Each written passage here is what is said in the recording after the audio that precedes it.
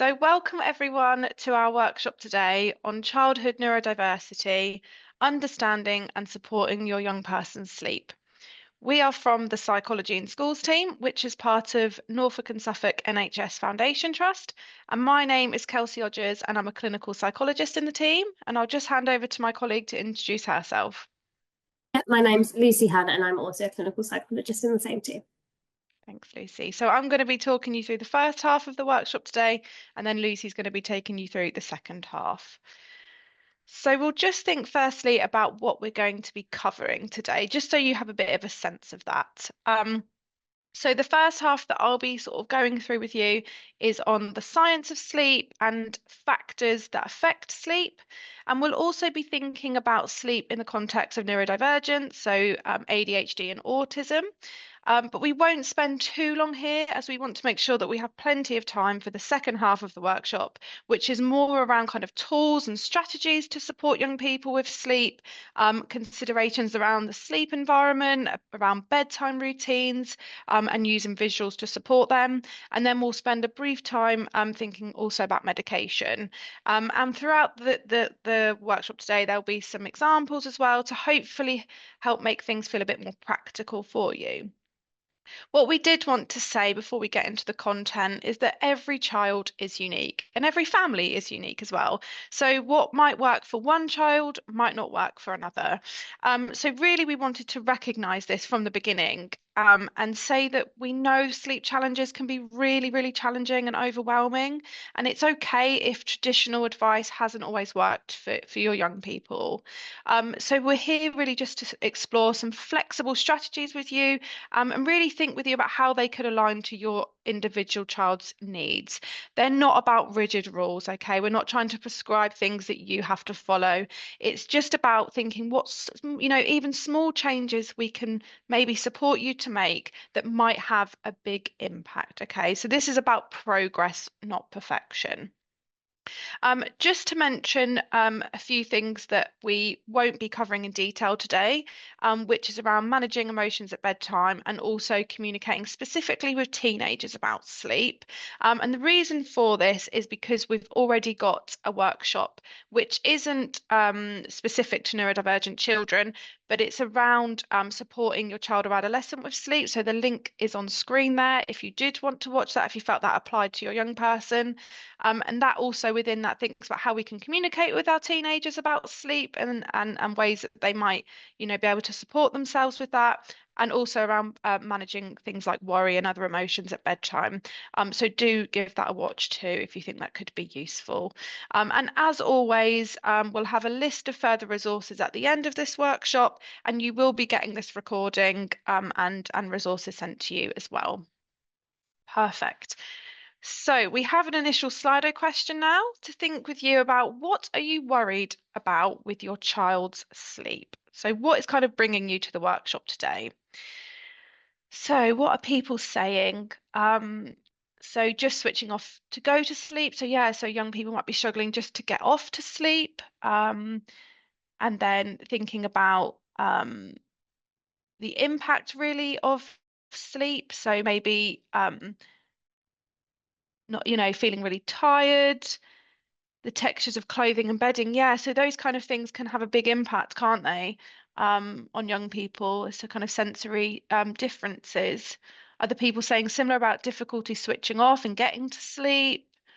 Yeah, young people are sort of maybe scared at that time, not wanting to go to bed.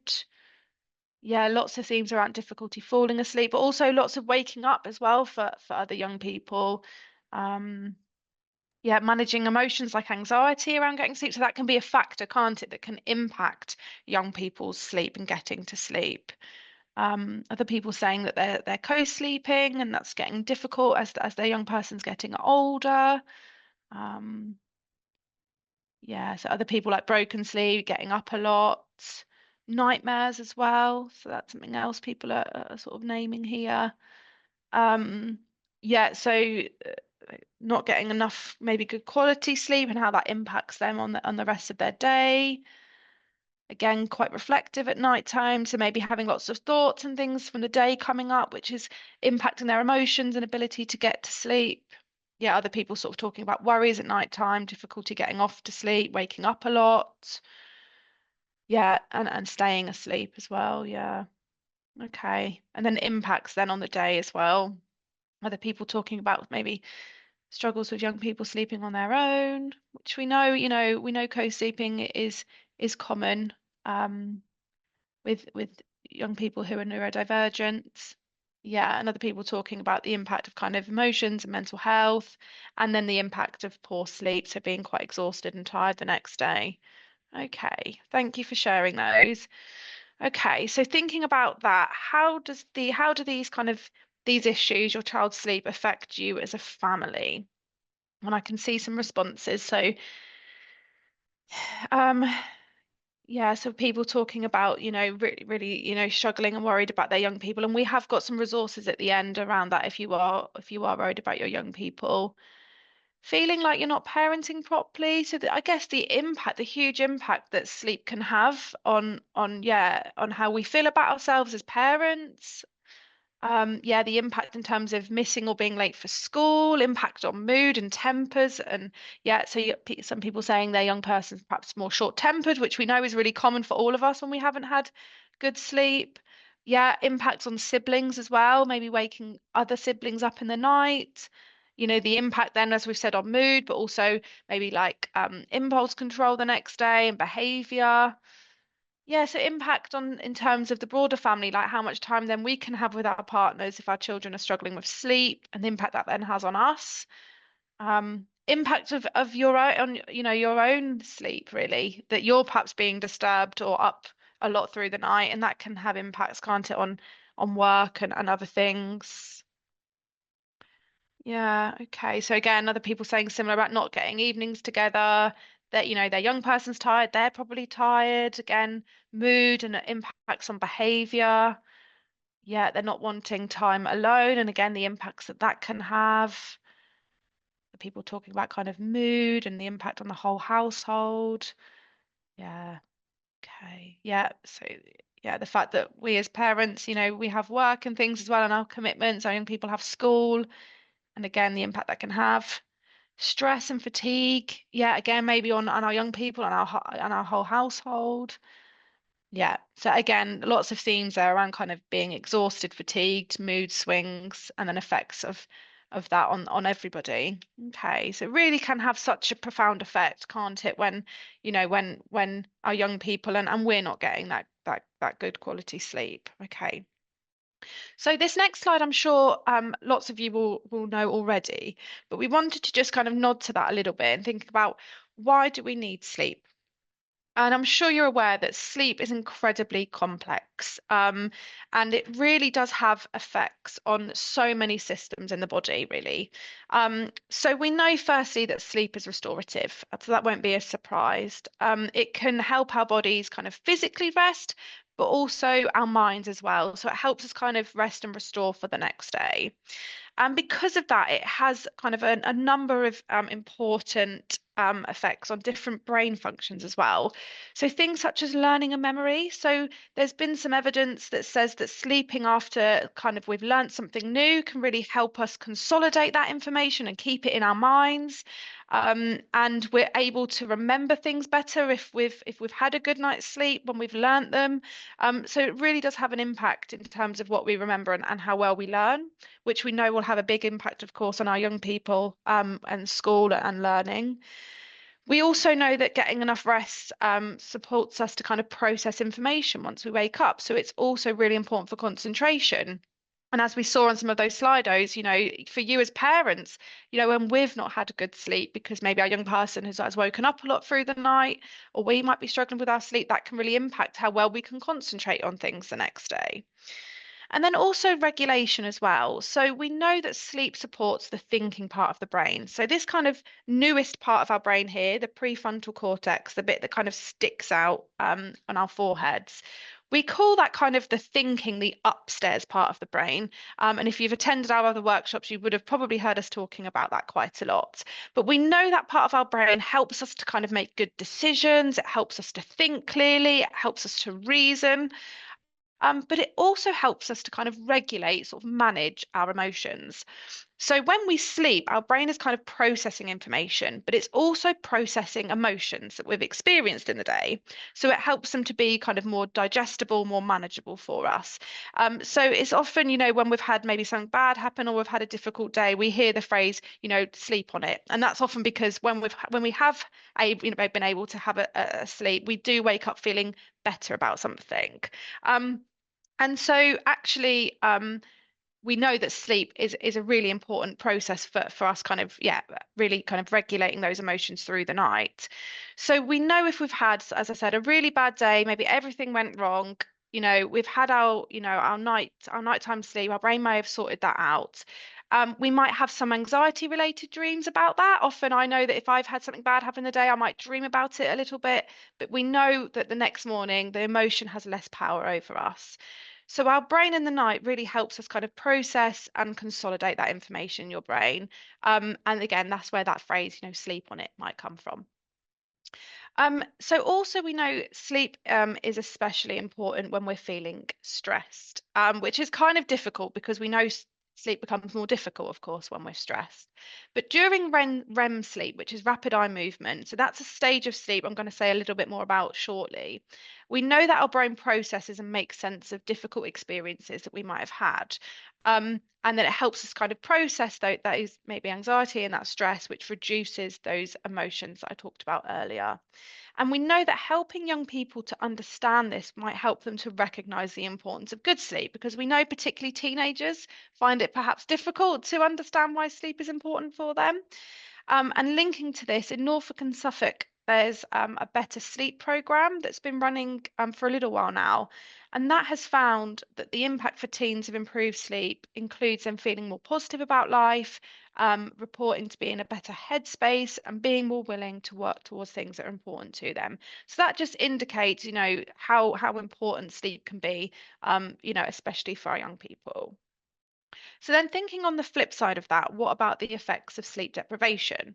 So we know that if sleep has all these important functions, as I talked about, that if we're deprived of sleep, that it will of course have an impact on all of those things. So, learning and memory, concentration, and regulating, our emotions, which are all the things that you guys were highlighting on the slide, on the Slido just now.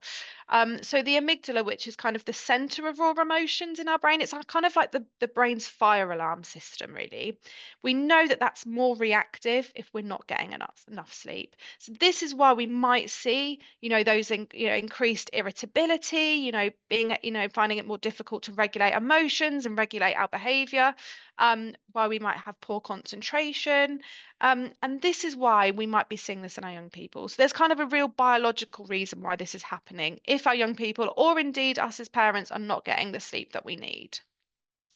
So thinking about neurodivergent children specifically, we know that sleep helps them to recover from the sensory demands of the day. So it helps them maybe to process some of that during the night. It supports their emotional regulation and also can reduce feelings of overwhelm for them. So it's almost like a bit of a reset button, really, which helps them kind of recharge, from their day and get ready for the day ahead. So for neurodivergent children who, often experience heightened emotional responses or difficulty filtering certain sensory input, sleep is, really important for their recovery. But what's also important to mention here is, and for you to hold in mind, and we will be coming back to this, is that for some neurodivergent children, they may naturally sleep fewer hours or actually have more fragmented, like broken sleep. So this doesn't mean that they aren't getting enough rest, and it's actually all about quality, not quantity, when it comes to sleep. So some neurodivergent children will naturally function well with less sleep than neurotypical peers.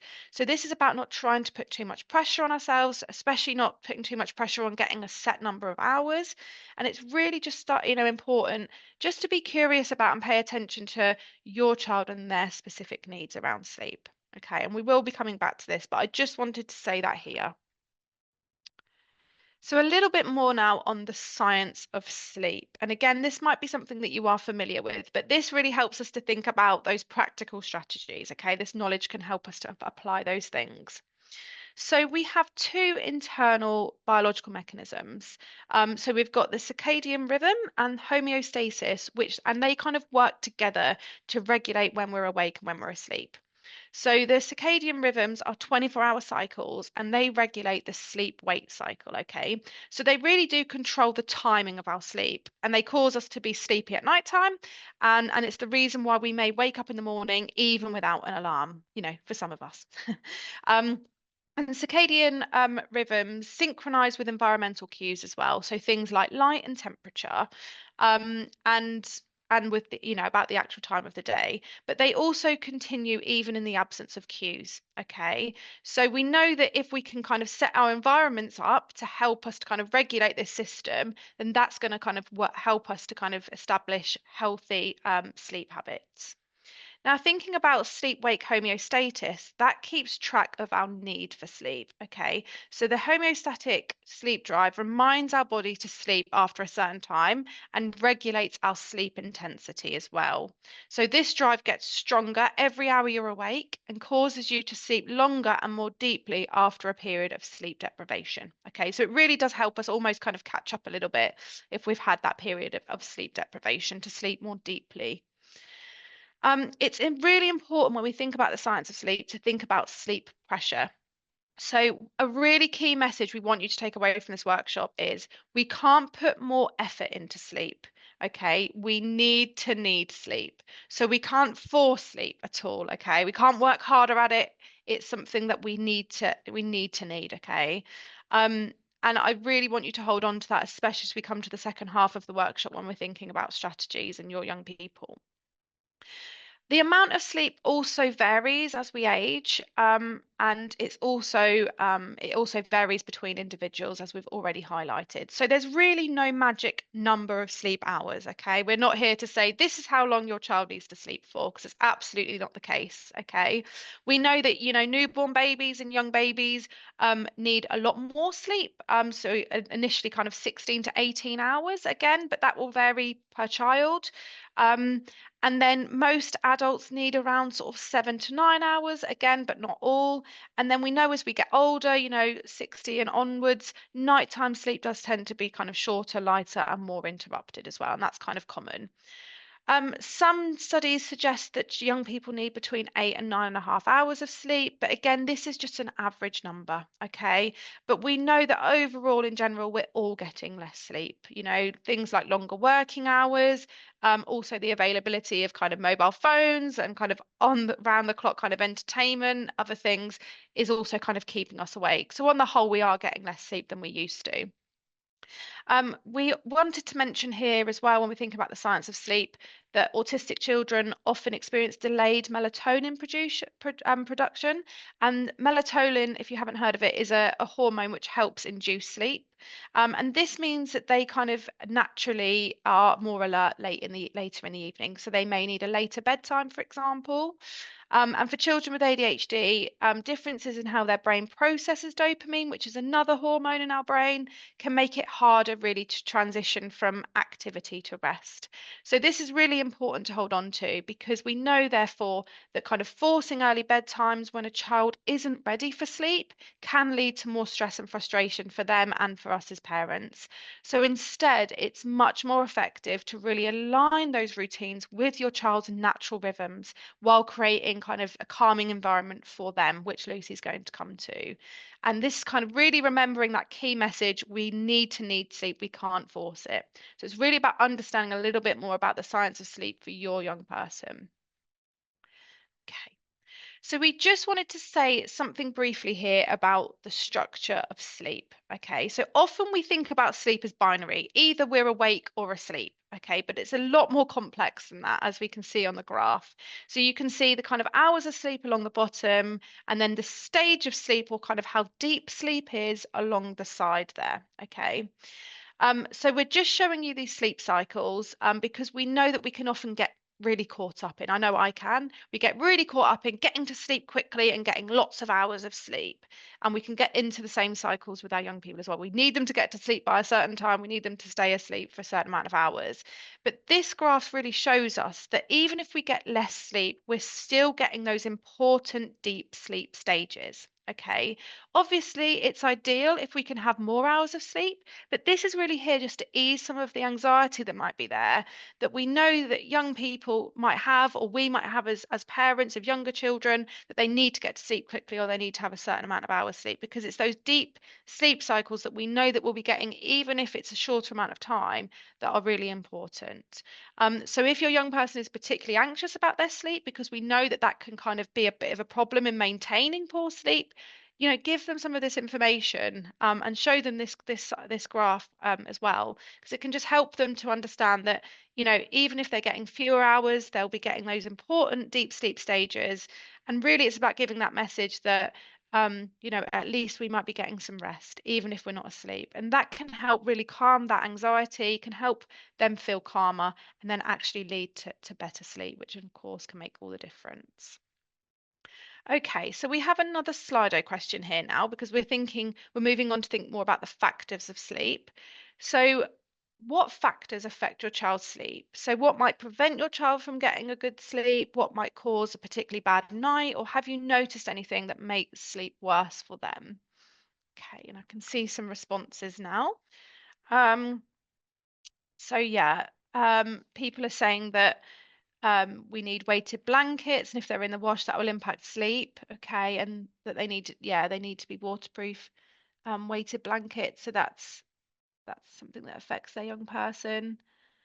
Yeah, so young people, what they eat in the day can impact their sleep as well. So if they're not perhaps feeling hungry at tea time, then they want food later on in the evening. Fear of the unknown. Yes, there might be certain fears that young people have about going to sleep. That can be like separating from you. That can be maybe the dark or other things. Yeah, FOMO, so fear of missing out. So not wanting to go to bed, maybe parents and um, older siblings are still awake. We know that can be a huge factor, can't it? Yeah, so excitement. So other big emotions that can impact sleep. Temperature. Now, temperature is a huge factor. I'm glad that someone's highlighted this. It's one that we don't think about enough, but it really can have such a profound effect on our sleep. Ideally, we need a colder room, and I'll say a bit more about that in a little while. Yeah, something maybe that's happened in the day. So yeah, that's leading to big emotions such as upset or feeling angry. Yeah, so bedtime routine. So yeah, it can be perhaps a positive thing that, they need that bedtime routine, but maybe if something happens, or it can't, or that bedtime routine can't happen perhaps in the same way, that can impact sleep. Other people talking about emotions, but screen time, yeah, we know, yeah, especially in this day and age, screens can have a huge impact on sleep. Again, other people talking about dynamics of friends and family that can impact young people's sleep. Yeah, so sensory factors. So other people talking about kind of textures. We've heard weighted blankets already. Other people talking about kind of bedding and the impact of technology. We're getting, yeah, other people talking about what their child is eating as well, and worries. Yeah, so it can be kind of different worries, can't it? So things at school, it'd be friends, homework, maybe young people having lots of energy in the evening, and I kind of touched on that already, and we will be talking a bit more about that. Um, yeah, so sleeping better when they've been more active. Yeah, and we know that that is a huge thing that can help young people sleep. We're going to be thinking a little bit about the timing of those activities. Yeah, so again, food and drink, a huge factor. Um, Other people talking about kind of screens and sort of technology. Perfect. Well, I think you've pretty much covered all of the things that are on this slide, which I'm just going to talk about in a little bit more detail. But thank you so much for sharing those. Okay, so as I said, we've touched on a lot of these already. So I'll just go through them in turn, and say a little bit more. And then Lucy's going to kind of go through these again in thinking about what kind of strategies can support them. So firstly, emotions. So it won't be surprising that there's kind of a bi-directional relationship between sleep and kind of mood and anxiety. So there's kind of sleep impacting on mood, as we've said, and anxiety levels. So we know if we've not had such good sleep, we're going to be perhaps more anxious, more irritable. But we know also that both anxiety and low mood can impact how we sleep, as we've seen on your previous slido. So when we're more anxious, we're obviously more on edge. We might be having lots of thoughts at night and really finding it hard perhaps to switch off our thoughts. And for young people, that can be worries about family, it can be worries about school, about friends or homework, as we've seen.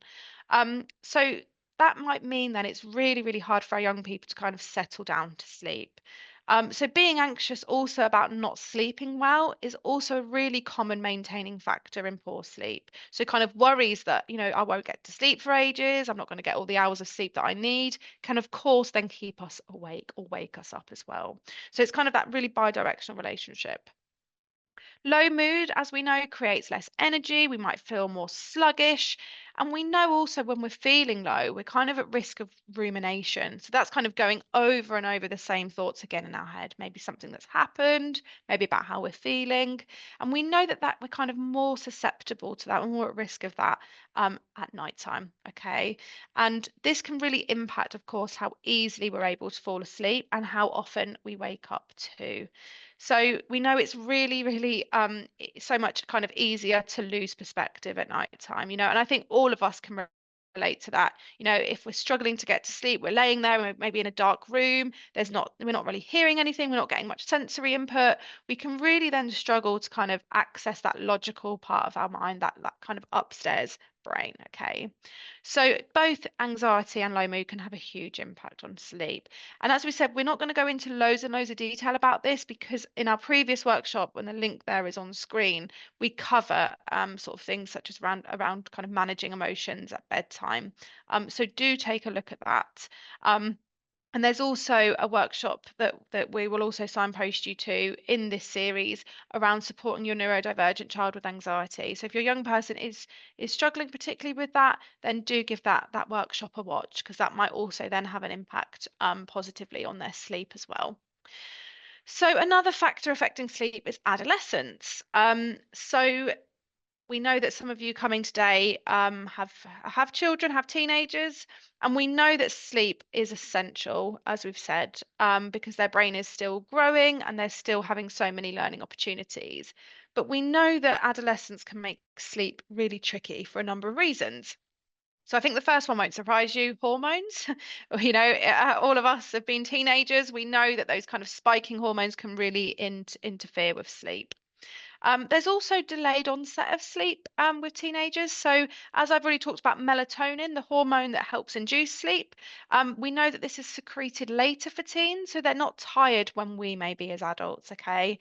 So, this means that they might not be sleepy until much later. And then, of course, their school or college starts early in the morning, and that can be really problematic for teenagers. And it's often something we hear a lot, in the work that we do.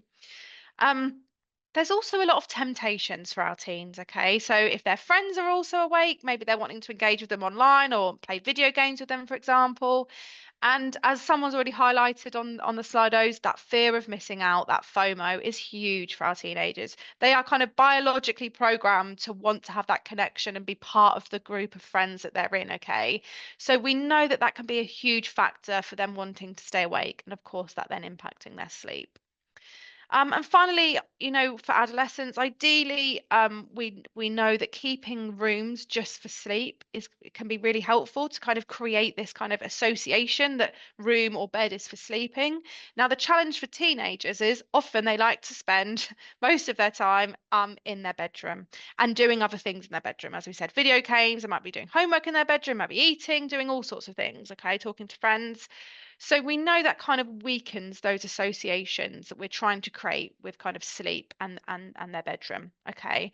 So sometimes just trying to gently encourage them to find somewhere else to spend their time or to do or enjoyable activities can be helpful if they are struggling with their sleep. But we know that that's a difficult conversation to have. So do look at our previous workshop if that is something that you are finding particularly difficult with your young person. So another factor is food and drink. And this is something that some of you talked about on that previous Slido. And I think often, something that can be a little bit forgotten. So it won't surprise you that obviously food and drink that's high in energy, sugars or has caffeine in it can have a negative impact on our sleep. So when you drink something that has caffeine in it, even after 4 to 6 hours, half of that caffeine is still in your body and actually having an effect on keeping you more alert. And we also sometimes don't notice that some of the things that are marketed towards children can have caffeine in it. So one that's kind of more popular these days is the Prime energy drinks. And that actually has more caffeine in it than two coffees. So it's, really significant. So we know that having those food and drinks with high caffeine or high sugar in the evening is particularly as bad because you're almost giving your body's kind of a dose of energy and alertness at the time that your kind of natural biological clocks, as I talked about, are trying to kind of wind you down for bedtime. So it's really going to kind of have an impact on those processes. And this is why kind of food and drink choices can have such an impact on sleep. So Lucy's going to talk a little bit more about that. One thing we did want to mention here is that caffeine has been found to have a calming effect on some neurodivergent children, especially those with a diagnosis of ADHD. So studies in this area, they're fairly recent and new, but they've suggested that caffeine can act as kind of a mild stimulant, helping to really regulate the nervous system and improve focus and relaxation in some cases for some young people. Um, so if you're noticing that in your child, this might be something to explore with a healthcare professional. Okay. Thinking now about alerting activities, and this is something that a lot of you mentioned. So of course, this refers to activities that will hype someone up. So that would be, anything at all that that comes to mind when you're thinking about your young person. What kind of activities kind of keep them active and alert? Um, so if this happens, if these activities are happening at the time their body clock is sort of supposed to be winding them down, this can really impact sleep. So for example, if a child is playing like an exciting video game before bed, or they're going to do something like a sport thing just before bed, like football practice maybe, or dance, that's going to kind of lead them to be much more stimulated, much more excited, and then find it really hard to kind of wind down and switch into relaxing and then sleep. Okay. Um, so what we say about these is actually we know that being active in the day and these alerting activities are really important for sleep, okay? For children to use up that energy during the day and then actually then be able to be calmer and more ready to sleep in the evening, okay? So it's just thinking about more the timing of these activities, not about eliminating them altogether because we know they can be really helpful, but it's just thinking about, trying to keep that kind of winding down time, that bedtime routine, much more focused on calming, restful activities for your young person rather than alerting ones, okay? So light. This is probably the greatest factor affecting sleep, okay, which I don't think is a surprise, but it's useful to be mindful of because we know that cells in the retinas of our eyes process light and they tell our brain whether it's night or daytime. And they can both advance and also delay our sleep-wake cycles, okay? Because if you remember when I talked about those kind of biological clocks, they are influenced by environmental cues as well. So, exposure to light can make it really difficult to fall asleep and return to sleep once we've woken up in the night as well. And in particular, exposure to blue light sends signals to our brain telling us it's daytime. And as our brain interprets blue light as daytime, then obviously our brain then thinks, we should be awake right now. It's during the day, it's not nighttime. Okay. So we know that things like screens, so tablets, phones, TV, exposes us to lots of blue lights. So if we're doing this a lot before bed, it can make it really difficult to feel sleepy at the right time, and of course, then make it difficult to fall asleep. So Lucy's going to think with you about that in relation to your young people. And then finally, environment. Okay, and there's several factors to be mindful of here. So physical environment, if there's lots of distractions around, it can make it much harder for young people to settle at night time. But also the psychological environment. So as people were saying on the Slido, if there's stress or tension, maybe at school with friends or in the household with family, that can also make it difficult for us to fall asleep, right? So they're kind of two important factors to think about. Also temperature. So as I said, the optimal temperature is actually quite cool, so around sort of 16 to 18 degrees. So this really kind of allows our body to release heat. And actually, we know that doing that throughout the night is essential for good sleep. So we know that a drop in temperature actually coincides with the release of those sleep hormones I talked about earlier. And this is why when it's so hot, none of us can sleep very well. Okay, we're naturally wanting a cooler room. Um, and we also know, of course, noises as well. So noises for all of us can really disturb the ability for us to get off to sleep, but also stay asleep. And especially for neurodivergent children, they may be more sensitive to certain sounds as well. So Lucy's going to think with you about some of those things that we can do to help those young people. And then finally, also thinking about kind of other sensory input. So kind of lots of you were talking about bedding and weighted blankets. We know that, some young people need that kind of tactile comfort to fall asleep, and that might be from you as well as parents, as their parents. So again, it's just thinking about these different factors for our young people in terms of their sensory systems. And then also finally, smells. Okay, so we know that many neurodivergent children can have sensitivity to certain sounds. So again, just be mindful of what's kind of around them in their environment. And Lucy, as I said, is going to think with you a bit more about all of those factors in turn. So before I hand over to Lucy, we're just going to think a little bit more about sleep in the context of neurodiversity. So thinking about ADHD first and then autism. So I've touched on this a bit already, but compared to neurotypical peers, children with ADHD tend to experience, again, not all of them will, but kind of most total time asleep. So they may have fewer hours, longer time to fall asleep after lights out. And again, I talked about that kind of, that transition for children with ADHD or ADHD traits from sort of activity to resting can be a bit more tricky. They may have a later bedtime, and that might be because of that factor I just talked about. They may feel sleepier during the day, and that could be because they're having less hours of sleep, but that could also because of other factors, and also have more disturbed sleep. So kind of waking up more during the night, more fragmented sleep is common. So reasons for this might be different in children with ADHD. It might be because there's more variable kind of sleep-wake patterns. There might be different habits around sleep and bedtime. There might also be more kind of academic or social pressures for those young people, which again really influence, our mood, our anxiety, which as we've said, can really impact on sleep. And also some ADHD medication can also impact on sleep. And we're going to come back to that a little bit later. So just specifically around ADHD, we know that studies have shown that deep pressure input, so things such as weighted blankets, which I know some of you are already using with your young people, they've shown to activate the body's calming and relaxing system, kind of reducing stress and promoting that relaxation and sleep. And really combining that sensory regulation with predictable routines can significantly improve sleep outcomes for children with ADHD. And we tend to find with these young people is that kind of tiered routines can help children kind of gradually transition into sleep, because that's going to be really helpful for them if that's what they're kind of struggling to do. Um, so it could be, perhaps starting with stretching or even kind of gently bouncing on an exercise ball just to release any kind of excess energy. Then it could be moving to kind of sensory calming activities, and that could be with the weighted blanket or fidget toy or whatever else your young people are already finding useful. And then perhaps ending with quiet times. That could be listening to an audiobook or another kind of calming activity. So really what elements of that routine, what could work for your young people based on what you already know about them and what they find kind of calming and relaxing. So it's really about kind of working that out together and kind of co-creating these routines with your young people.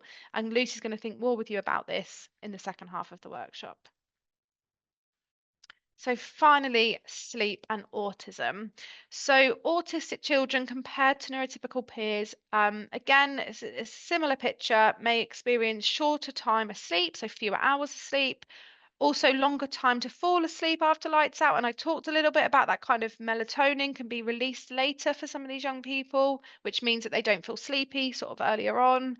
There can be some resistance going to bed, and that can be for different reasons, perhaps, around separation or other things. And there's also likely to be more kind of fears around darkness as well. And the percentage of autistic children who have sleep problems is estimated around kind of 47 to 83%. So that's really, significant there. So again, autistic children may have differences in their sleep-wake cycles, and we know that restrictive or repetitive behaviours or rituals can impact on resisting to going to bed or struggling to fall asleep. And again, those academic and social pressures also might be impacting on well-being, which we know can impact sleep. So autistic children often thrive with routines and feel safe with that kind of predictability. So things such as kind of visual schedules or bedtime social stories can help really reduce their anxiety and shows them kind of what's coming next. It means that bedtime is something else that is predictable for them. And again, it's really important, like what I said with the previous slide, in kind of co-creating these routines with our young people to ensure that they feel comfortable and empowered by them as well. And we're going to give some examples of this later on. Some key thing just to really hold in mind for autistic children, as I'm sure you will do, is in relation to sensory input. So again, that kind of deep pressure input can be really useful because that can help reduce feelings of anxiety. So if they are worried about different things at bedtime, that can really help. And also thinking about other sensory input that they might need. So maybe a projector lamp, kind of calming visuals, the use of maybe noise machines, sounds machines, if they're struggling with kind of other sensory input in the environment. And Lucy's going to give you some more examples of that later. We just wanted to highlight that really in the context of autism before we kind of get started in the second half. So I'll hand over to Lucy now. Thanks, Lucy. Thanks, Kelsey. Yeah, so as Kelsey's kind of already touched on, she's given us some brilliant information about understanding the sleep cycles and the science of sleep. And she's started to touch on some of those kind of tips. And we're just going to look through some of them in a bit more detail now. So we're going to think about tools for sleep, the sleep environment in a bit more detail, bedtime fading and using visuals, medication. And then at the end, we kind of finish with a bit of an example and think about what advice we might give to the young person in the example that's struggling with their sleep. So we've just got another slide in. So what helps your child with sleep? So I can see some bits here. So things that people think have found helpful for their children.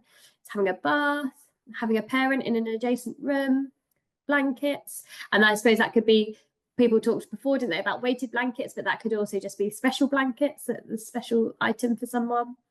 Reading, must have a cuddle from their parent, yeah, so needing that kind of comfort from the parent. Switching the TV off early, kind of 6 p.m, making sure that's off in time, giving them some time without screens before bed. Writing thoughts down on a paper and putting in a box. Yeah, we talked about different ways of managing our emotions at bedtime, didn't we? And one way, maybe if somebody's feeling quite anxious, it's helpful for them to kind of pop it, write those anxieties down and get it out. Sharing a room with a sibling. So again, it's that sense of having that comfort from being close to people that they love. Struggling with my mouse, apologies. Reading a story and encouraging that kind of quiet time and talking about any worries. Yeah, so routine, chill out time, so kind of working out for that young person what is their chill out time. Using a night light so it's not completely dark. Blend of chamomile tea. Extra cuddles and reassurance. There's lots of coming out, isn't there, about providing that comfort just before bed that helps. Yoga, so again, doing that kind of movement. Routines are helpful, managing screen time, yeah. Stories, lots coming out around stories, lots coming out there around the smells, that kind of lavender smell, and some people using kind of apps for those stories. Yeah, lots coming out around that bedtime routine. Thank you, everybody. Okay, so we're just going to go through those kind of some tools of sleep. So Kelsey has touched on some of these already, but just going to go into some of them in a bit more detail. So holding in mind those kind of systems that are driving our sleep that Kelsey talked about, so kind of that body clock and that homeostatic sleep drive, and all of the factors that can influence kind of our sleepiness or alertness. So these tools are tips that's designed to help people feel sleepy and ready for sleep at the right time. They're absolutely not about following really strict rules or making someone feel like they're getting it wrong. They're just about finding those small adjustments that we can make to try and help bedtime feel calmer for you and your family. So thinking about kind of establishing routines. So for a regular sleep-wake cycle, this means going to bed and waking up at the same time each day. So what we want to try and do is trying to encourage a wind down routine and a wake up routine. So what is your young person doing before bed? How can they relax before bed? Maybe they want to try out a warm bath, doing some reading, or another relaxing routine that you kind of identify with them. But then also thinking about what their wake up routine is. So that's just as important. So thinking about what they do when they wake up in the morning each day. Maybe that's going down and having a nice breakfast, or yes, just setting some kind of routine to that morning cycle as well as that nighttime cycle.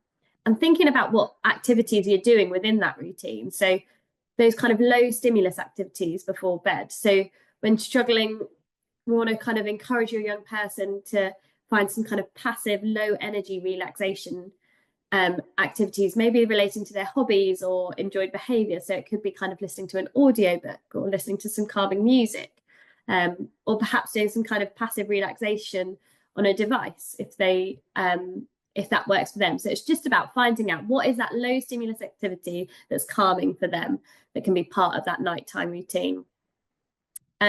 So Kelsey already touched on kind of food and caffeine, but we just want to be really mindful that your child's caffeine consumption later in the day and how that might be impacting on their sleep. So as Kelsey said, it kind of takes 6 hours for half of the caffeine you've consumed to be gone in the body. So if they've had a kind of an energy drink after school, they may well still be having half of that caffeine going around their body, keeping them awake when they're trying to go to sleep. And that's going to be working against their kind of natural systems. So we want to be thinking about and being mindful about what they're eating and drinking and when they're eating it in comparison when thinking about their bedtime. If you notice, though, that your child does feel a bit calmer after consuming caffeine, like Kelsey said, this would be then when we suggest that it might be helpful to have a conversation with your healthcare professional. Want to be avoiding alerting activities just before bed. So anything that's really high energy, kind of high energy games or intense exercise, or watching screens where it's really engaging. So anything that's creating that really alerting activity. So if scrolling on your phone is something that your young person finds calming prior to sleep, try and think about how you can reduce the impact of that device. So could it be putting an orange tint on the screen to filter out that blue light, as opposed to removing it completely if it's something that they do find calming. And the same goes for the TV. This could be really stimulating for them if they're depending on what they're watching. So consider what they're watching and try to avoid anything that's going to be really alerting and engaging for them. Consider trying to avoid bright lights and loud sounds. So we know for young people, there's kind of a pressure to stay connected with their friends online. And lots of people might do this with kind of a phone or a tablet. But just try and think about what impact that screen might be having and how you could reduce the impact of that.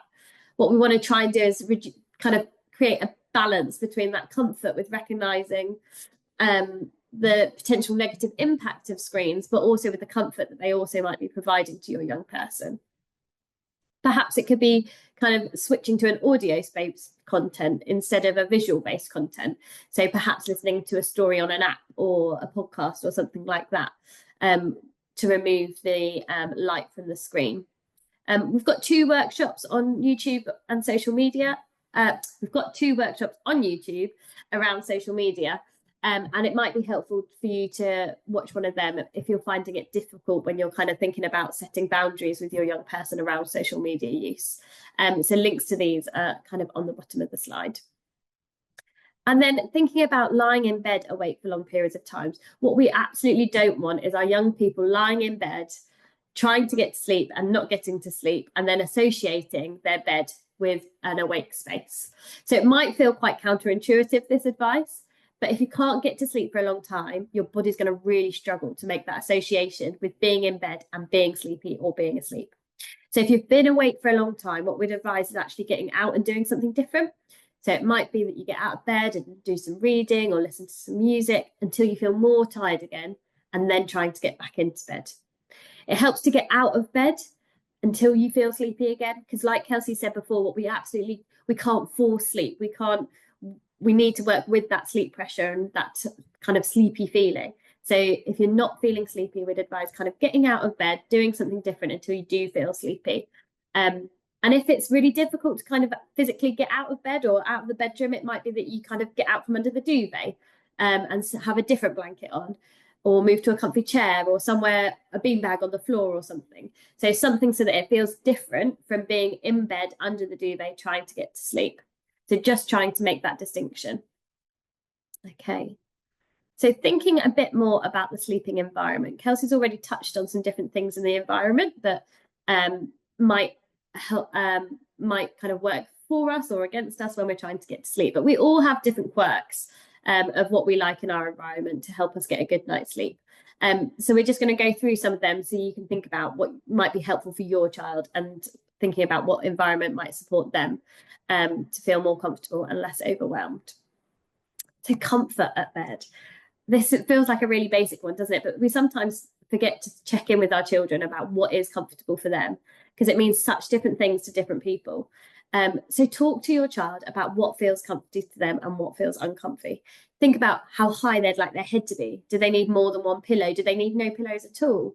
Do they need to be tucked in really, really tight to feel secure? Some children might prefer to sleep in kind of like a sleeping blanket or a sleeping bag because they feel completely tucked up and secure that way. We've already talked a little bit about those kind of sensory blankets, and some people have kind of shared in the Slido about how they're using weighted blankets or ball blankets. So ball blankets are filled with loose balls to kind of help stimulate those sensory receptors in the body, which help calm the nervous system. So, and weighted blankets work in a similar way too. So there's some evidence actually that ball blankets can really help improve sleep in children with ADHD. However, we appreciate that these kind of blankets aren't cheap. So it's just about finding what works for your young person in terms of thinking about what makes their bed a comfortable space to be. So then thinking about noise. So as Kelsey touched on earlier, neurodivergent children can be really sensitive to sounds. Sounds that maybe neurotypical people might not even pick up on or be bothered about.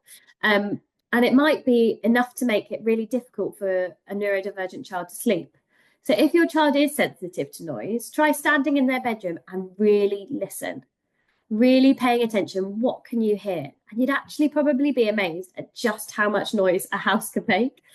So think with your child about what might help them with creating a noise environment that they feel they can tolerate or even enjoy. So it might be trying to remove annoying noises like a ticking clock, or moving their bed away from a wall if there's bathroom pipes on the other side of the wall running through it. Or it could be about thinking about music. So it could be about using white noise or relaxing sounds that could be playing in their room whilst they're trying to sleep. There's lots of apps now that you can have kind of sleep stories on or calming sounds, and they can be really soothing at bedtime. So it's just about finding that, really working out what are the noises that support your child's sleep and what are the noises that are actually disrupting them from falling asleep. So thinking about lighting. So again, this has been touched on, but just thinking about what your child needs with regards to their lighting for them to help to support their sleep. So do they need a completely dark room with no light at all to sleep? Or it might be actually that this is scary for some children and they need a comforting light in their room. Remember, we want to try and avoid that kind of blue light, especially when young people are trying to get to sleep. But you can get lights that kind of project a nice relaxing pattern on the wall. I've seen some with kind of starry skies or like the Northern Lights type effect. And you can get these kind of online for not too much money. So it's just really about finding what kind of light situation does your child need at night? Do they need it really dark, or do they need something to offer their comfort in terms of light? For some children who struggle to kind of understand night and daytime, it might be helpful to have like a grow clock type thing, which shows images of stars and sun to communicate sleep and wake times. So the stars go out one by one during the night to show the passing of time. And I think if you live in Suffolk, I've been told that you can actually borrow one of these from the Stowmarket Sensory Library to see if it's something that works for you and your family before you buy one. So that's worth looking into. And then smells. And some people put in the Slido before that they use kind of some lavender smells. And it's something that Kelsey touched on before as well. So smell is another thing for us to consider. So we know many of our young people or children might not like certain smells or can find certain smells really overwhelming. So this could be the smells from the cooking, it could be from candles or diffusers or other things in their environment. So just really think about even if we can't smell something, it might be that your child can smell something that's kind of upsetting them or impacting on their sensory system. So just be really curious with your child. What is it that's disrupting their sleep? Is there a smell that actually they're finding disturbing when they're trying to get to sleep? There's some evidence that lavender can really help improve our sleep. So you could explore whether this could support your young person's sleep. So just think about, but perhaps it's exploring these smells during the day away from their sleep space in case it's a smell they don't like. So think about having those conversations about smell outside of that bedtime space and trying that out outside of the bedtime space so that it doesn't then impact on their nighttime sleep in a negative way. And temperature. So as Kelsey highlighted earlier, actually a cold environment can be really helpful for us to fall asleep. So most of us can probably relate to that really hot summer's day and a really strong, can't get any sleep at all, and how tricky that can be. And that's because that warmer weather signals to our body that it's daytime. So for younger children, they need a slightly warmer room, but in general, cool rooms are what is the most helpful for us falling asleep. So maybe think with your child about how hot or cold they're feeling at nighttime. Is there an adaptation you can make in their bedroom that could help in terms of temperature? And then thinking about comforting items. So lots of people in the Slido spoke to how they might be the parent might be the comforting person, or the sibling, sharing a room with a sibling might be that item of comfort. But perhaps it could also be a favorite blanket or a toy or a collection of toys. It can be really helpful to consider what they'll find comforting and soothing if they become upset during the night as well. Perhaps if they're waking up from nightmares or something like that, what can help soothe them to get them and reassure them and calm them to help them feel less worried at night. Perhaps it might be a picture of the family or a pet, or a notepad and pencil in case they want to write things down. So look, I think there were some other people on the Slido, wasn't there, that said that writing down worries was really helpful before bed, but it might be that that's helpful in the night too. It might be thinking about something that a favorite person that they've got and something supportive. So I know I've worked with somebody who shared that they were working with an autistic teenager who asked their favorite teacher at school to write some supportive things on post-it notes, and they put that on their wall next to their bed, so they got that sense of comfort before going to sleep, and were able to see them when they woke up as well. And it was like an instant reminder that that they could read those nice comments and make them feel happier and calmer before then trying to get back to sleep. So it's really just thinking about the real details of that sleep environment. So making sure that we're setting our young people and children up for the best experience possible when it comes to sleep in terms of thinking about the environment. Okay, we've got another Slido here. So can you think of one positive adaptation you could make to your child's sleep environment? So we've got some ideas here. Making it more of a sleep environment, not an all-day space. Yes, definitely. The idea that actually our association with sleep in our bed needs to be really strong to help us feel sleepy when we get into bed. So rather than it being an all-day space, making it a sleep space. Accepting as a parent, yes, that your children might need time away from their bed if they're not tired. Yeah, not where Kelsey said, really wanted to kind of get that message across earlier, didn't she, about how we need to work with our children's body clock. Not pushing against the idea, working with their children's body clocks, but also not pushing against when we're not feeling sleepy, because that's not going to be helpful. Try using lavender, focus on smells, weighted blanket, lovely. Maybe, some more, maybe thinking about the noises or other soothing sounds. I think there's a few more on there. Already doing a lot of them, but maybe having a discussion with my child about their preferred bedtime routine. Yeah, lovely. So it might be actually that you are trying lots of these things, but just it's about going back to your young person or your child and having that conversation again about what the parts of these might be helpful in our routine. Talking to my child about the options. Yeah, sometimes we might think of ourselves that, oh, this would be a good idea, but actually it's really checking that out with our young person, particularly around sensory things where they might have very different experiences to us. Used to have a star projector nightlight, and it might be worth reintroducing. Yeah, lovely idea. Think actually going back to tools that you've already used. Decanter the space from toys. Yeah, So sometimes bed spaces can get really cluttered, can't they? And just thinking about what's needed there. Lovely. Thank you, everybody. Bed needs to be associated with sleep. So we've touched on this a little bit already, haven't we? But that predictable association. So when your child gets into bed and their brain recognizes what it needs to do to go to sleep, because that association is there, that getting into bed under the duvet means it's time for my body and my brain to go to sleep. So just really reinforcing that message that actually avoiding activities other than sleep in our bed is really important. So if that's reading, using screens, playing games, all of them want to be done in a slightly separate way to being in bed under the duvet where you go to sleep. So it might be that your child finds this really difficult, or it might be that there's not much space in the house or their bedroom for them to do those other activities outside of their bedroom. So in this case, just try and find a way to make a distinction between their bed for awake time and their bed for sleep time. So it might be different cushions, it might be a different blanket. So it might be that when they're going to sleep, they get under their duvet and they have their head on a pillow. But if they're using their bed space for other activities, that it's outside of the duvet with different pillows and maybe a different blanket, just so there's that association that when they're in bed under the duvet with their head on the pillow, that's when it's sleep time. So it's just really reinforcing that association between sleeping in bed and other activities are associated with a different space or a different way that that space looks and feels. Okay, so bedtime fading. So this is about kind of trying to a collaborative process to try and get that bedtime a little bit earlier. Because what we've identified already is that actually our sleep-wake cycles mean that sometimes our young people's bedtime might be much later than what we'd maybe like, but also what then gives them kind of time to get sleep in before the morning. So if we're wanting to try and work on getting that bedtime a little bit earlier, it might be about doing a bit of bedtime fading would be helpful. So this would be around identifying a bedtime at which your child falls asleep quite easily within 15 minutes. So where are they naturally falling asleep, and working with that as a starting point.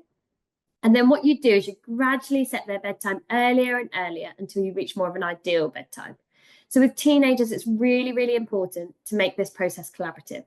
The young person needs to feel like they're guiding changes, and they need to feel like they're able to cope to manage that change, and making sure that they're involved and that it's a really collaborative process will help that. So this isn't a process you can rush. So it might be that you're just moving bedtime by 5 minutes every few nights, and pair this with that kind of comforting routine and that comforting environment as mentioned previously, so that the transition feels less abrupt. And these gradual changes will hopefully align better with the need for predictability and reduce that bedtime resistance that we can see. So what we want to do is keep that wake time fixed. So we don't want to allow sleep at other times if possible. If they physically can't cope without a nap, then we want to try and keep that nap under an hour and before 3 p.m. so they've got enough time to create that sleep pressure before bedtime again. So it's just really about trying to think about what are the small steps that we can take to make that bedtime routine and bedtime work better for your child and young person. Okay, so it might be that you could use visuals to support bedtime routines. So for children who really rely on kind of routine and ritual in their day, having a really clear, understandable bedtime routine is crucial. So using visual aids such as a timetable or a picture story can help your child understand that bedtime routine. So when it's really broken down, so what are each of the little steps that are going to get me towards bedtime? So this is a nice example of a visual here around the different steps in that young person's routine of that happen as part of their bedtime routine before they go to sleep. So they're going to have their playtime, then they're going to go for their bath, then they're going to get into their pajamas, they're going to brush their teeth, they're going to use the toilet, they're going to have a story in bed, the lights are going to go off, and they're going to sleep. So it's just a really concrete way of showing a young person what's going to happen, so they can work their way through those stages and know that bedtime's coming. There's some sleep resources here on the slide, some fantastic resource here from the Suffolk Behaviour Support Nursing Team for autistic children and children with learning disability. And this resource is also highlighted at the end as well. Okay, so thinking about medication. So as Kelsey said earlier, melatonin is a hormone that naturally occurs in our bodies, which rises when it's time to sleep and helps to regulate our sleep-wake cycles. So melatonin medication can be prescribed by a medical professional as a short-term intervention for significant sleep disorders to try and help regulate that sleep-wake cycle. In the UK, melatonin should only be prescribed for children by a specialist medical professional. So please be aware that although we know that melatonin products are available to buy over the counter and on the internet, really it should only be given to children with prescription, and it shouldn't be given without a prescription to our young people. So for children taking medication for ADHD, healthy sleep behaviour advice should be your kind of first port of call, such as what we've been through today. But actually, then you might want, if none of that's working, it might be that you want to kind of consult with your professionals to think about adjusting medication to support with sleep. So speak to your child's ADHD team if you've got any questions about their medication and how this might be impacting on their sleep. Okay, so night wakings. So there was two kind of important areas that were highlighted to us by our co-production partners, which includes parents and carers of neurodivergent children. And this included night wakings and co-sleeping. Due to the kind of time-limited nature of this workshop, we can't cover these all in great detail, but we did really want to touch on them because we know that both night waking and co-sleeping are really common for neurodivergent children and their families. And actually, lots of people have talked in the Slidos about the comfort that their young people get from having a parent with them and the co-sleep and around co-sleeping too. So we've previously mentioned that due to many different factors, including biological, sensory, processing, and emotional differences, neurodivergent children can have more fragmented sleep. So this is why it can be more common for them to wake more frequently during the night. So it might be that some children then struggle to resettle and need support from others to do this. It may be that your young person's feeling more vulnerable at night time, which may be due to a whole host of reasons, and that could be kind of sensory or it could be emotional reasons as well. So what we recommend is using resources and tools already shared, and remember to do what works for your young person. Go through their wind down routine again, support them to use what they need to fall back to sleep. So it might be their comforting items, it might be thinking about what sensory input they need, and considering those environmental factors. So would a change in light or temperature be helpful? If you feel that something more might be going on with your child in relation to night waking, either kind of pain, discomfort, nightmares, then it might be that you want to seek some support from your doctor.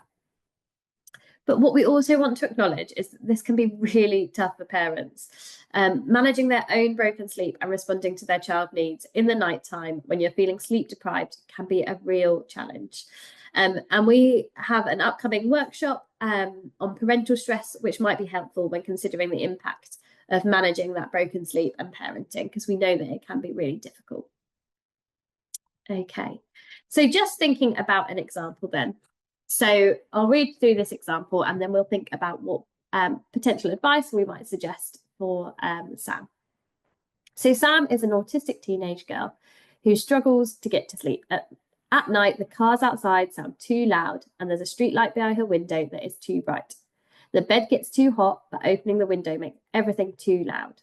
Sam feels on edge, but also worn out. So she distracts herself with TikTok related to her interest in art and animals. People talking in the videos give Sam a warm feeling of having friends. She keeps scrolling and then suddenly it's 2 a.m. and she still feels just as alert as when she got into bed. Okay, so here we can see that Sam's struggling with her sleep, and actually when we look into it a bit more, there's quite a lot of sensory things going on there for Sam, isn't there? So let's think about what advice we might give to Sam. Okay, so it might be that we just want to acknowledge as well, actually, before I kind of go into this advice, I think it's really important to acknowledge that some of you may have already tried lots of the suggestions. And we just want to acknowledge that where some of you might be at with this, and actually many of you might have tried lots of these things before. So it might be tough or really frustrating for you hearing this advice again. And we are absolutely not suggesting that these adaptations will lead to big, sudden changes. What we're looking for here is we're thinking about the small, gradual changes that may take time. So it takes a long time for changes to sleep to happen. So it's often about making one small change at a time and sticking with it. And so it's important to think about your capacity as a family for implementing these changes as well. So if you're managing a lot right now, now might not be the right time to make some of those big changes, and that is really okay. It's about making small adaptations that feel right for you when you and your family are ready. So just having said that, going back to Sam, let's think about what some of the advice we might have for Sam. So Sam talked about feeling on edge and worn out when she gets into bed. So it might be really helpful to consider with Sam about having a wind down routine in the evening. It might be having some time without screens and without eating or drinking, kind of for at least half an hour before bed, might be really helpful in telling her body that it's time for sleep. We might think about part of that routine, having a warm bath or a warm shower could be helpful. Or it might be that Sam might choose to do something calming related to her special interests. So it could be doing some nice calming drawing or painting, or spending some time cuddling her pet animal. So just creating that nice calming wind down routine. And then thinking about her sleep environment to try and address some of those sensory issues that she was having around nighttime. So it might be thinking about the position of her bed in the room. So could it be that moving the bed away from the window might help with both the issue around light and noise? So if her bed wasn't right next to the window, she might be less impacted by that street light, but also less impacted by the noise that she's hearing outside of her window. Or it could be using a blackout blind or using an eye mask to help reduce that light in the room that she's feeling, it's feeling tricky for her when she's trying to get to sleep. She also talked about feeling too hot in bed. So it could be considering a lighter duvet or using blankets or bed sheets to reduce the temperature at night time. And then for people who struggle to fall asleep when they're in bed, really helpful only getting into bed when they're genuinely sleepy, as we've talked about. So Sam may need to spend some time considering when is the appropriate bedtime for her. When is she sleepy enough to fall asleep quickly and not spend ages lying in bed? So it might be that we suggest to Sam about thinking about what she could be doing that's a nice calming, not alerting activity that she could do in that time when she's waiting to feel a bit more sleepy. And then we know that light from screens can make it more difficult to fall asleep. But Sam worked out that for her, actually, it was really comforting for her to have that kind of sound of friends. She felt it was really reassuring to have those voices in the room. So she could have a look for a podcast or audiobook or music that she could listen to on her phone whilst trying to fall asleep without needing that stimulation of the light. So it could be that she finds a podcast to listen to instead of watching TikTok. Okay, so that kind of brings us towards the end of our slides. So here we've just got some further resources. So the Sleep and Mental Health by Mind. So this website gives a good explanation of the link between poor sleep and poor mental health. And at the end of the page, there's a button, like the next steps, which is about tips to improve your sleep. So that's got lots of really great tips on there, actually. The Sleep Charity, this website has loads of useful information and resources for supporting children with sleep, including advice on bedtime routines, night terrors, nightmares, and children with SEND. Sorry, I'm losing my voice a little bit. The Teen Sleep Hub is a one-stop shop for everything you need to know about sleep. So they've got a free ebook as well, which you can download from them. And then the National Sleep Helpline. So this is a confidential service that's available Monday, Tuesday and Thursday evenings, 7 till 9 p.m. and Monday and Wednesday mornings, 9 till 11 a.m. And that helpline is run by a team of specialist trained sleep advisors. So they can't give medical advice, but what they can do is go through issues and offer some practical strategies and recommend some services that might be help. So they can support both young people and parents. And then there's also some local resources. So the Sleep Resources by Suffolk County Council. So I think that, so that's by the Psychology and Therapeutic Services. They've got loads of free resources on their page. And then there's also the the Learning Disabilities website that we signposted to earlier from Suffolk County Council, and that had those kind of visuals for doing the sleep routine. So in terms of just thinking about what other childhood neurodiversity workshops are in our programme, we've got the Managing Parental Stress workshop coming up on Tuesday the 25th of Feb. And then in March, we've got Supporting Sensory Needs, and April, we've got Supporting Planning, Ordering and Remembering. And then in May, we've got Supporting Your Child with Low Mood. And all of these are available on our Psychology in Schools Eventbrite page. So then there's just some other workshops that are available from the Psychology in Schools team, and these can all be found on our YouTube or on the NSFT website. You'll find them as well. So we've touched on a little bit about emotional mental health, and there's just some key resources here as well to think about if you're worried about your young person's mental health. So the Young Minds has a parent helpline and a web chat service, as well as lots of other information on their website. And if your young person wanted to speak with others, they can do this through school nursing. There's also COOth. But if they're struggling in the moment, then we suggest calling NHS 111 option 2. Okay. So just in terms of thinking about whether today's workshop has been helpful, thank you for your responses. So lots of people have found it helpful. They've either agreed or strongly agree. There is some disagreeing there. So if you've got any feedback at all, we'd absolutely welcome that. We do use all of our feedback to shape what resources and workshops look like in the future. So absolutely, please complete the feedback form, and that would be really helpful for us.